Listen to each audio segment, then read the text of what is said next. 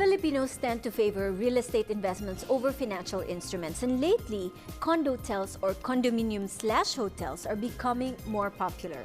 A viewer asks, Dear Salvin, are condotels good investments?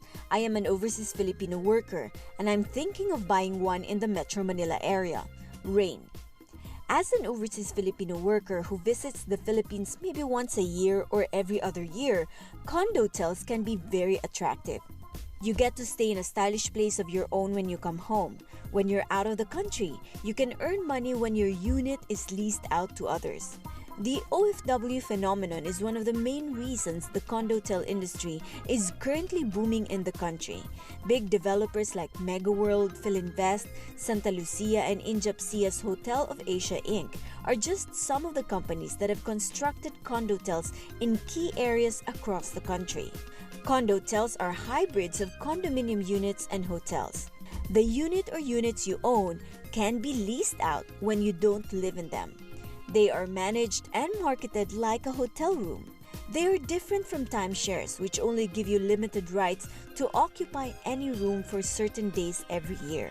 As with any investment, condotels have advantages and disadvantages. First, they allow you to be a landlord minus the headaches of maintaining the unit yourself. People still feel more comfortable investing in real estate than paper assets. But changing faucets and fixing leaks is no fun and can be extra stressful if you're working overseas. Second, ideally, you are looking at passive income from two sources from a single investment. These two sources are leasing income and the distribution of gross sales. On top of that is a possible capital appreciation if the property is in a good location and is managed well. Many Philippine condotel management companies also distribute gross sales equally among unit owners every quarter, allowing you to earn even if your unit is not booked for the period. A Cebu condotel, for example, reported a 40% annual increase in rental income share in 2013. Others reported that it shared 30% of its gross sales among unit owners. If minimum rental income is set at 600 pesos per square meter per month for 5 years, it might be possible to recover the cost of your investment in less than 10 years. However, there are also heavy disadvantages. First, condotels are a lot more expensive than condos, especially if real estate prices in general are on their way up.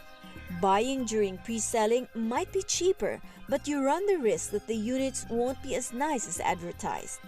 Second, financing them with a loan is difficult. A major savings bank said it doesn't lend to people who are going to use the money to invest in condotels. Third, you split rental income with a company or developer, but you shoulder all the costs of investment and maintenance. Some companies charge anywhere from 30% to 60% on property management fees. Fourth, a lot of the success of this investment will depend on something you cannot control, the capacity of the developer to maintain it and market it locally as well as internationally. Fifth, your returns will also depend on occupancy levels and tourist arrivals. Both are again unpredictable even for economists. A gross miscalculation of tourist arrivals and occupancy rates can massively affect estimates on when you can get your ROI. Sixth, there is also the possibility that selling condotels will be very difficult in case you run out of cash and need emergency backup.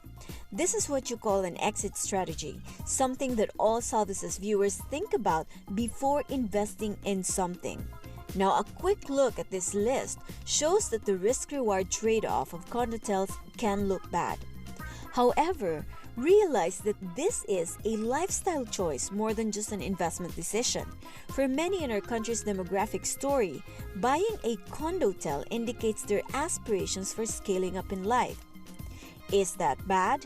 Not at all, as long as you're going into this with eyes wide open, willing to manage the risks, and with proper planning. A Forbes article said it very well: if the returns are this good for developers, they would just borrow from a bank and get all the profits for themselves, not give it to condotel investors. People go into business mainly for themselves. If they claim to give you massive returns out of the goodness of their hearts, then something funny is going on.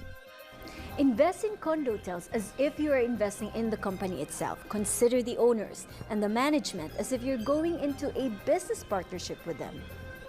This strategy will help ease your fears about a developer's transparency in reporting sales proceeds, ability to maintain the property well and thus increase lease and resale value consistently every year, something that you need for your retirement planning. Condotels are more time-consuming and complicated than investing in paper assets, but they can provide you with a good way to diversify your portfolio. Just be sure you don't put all your money in them.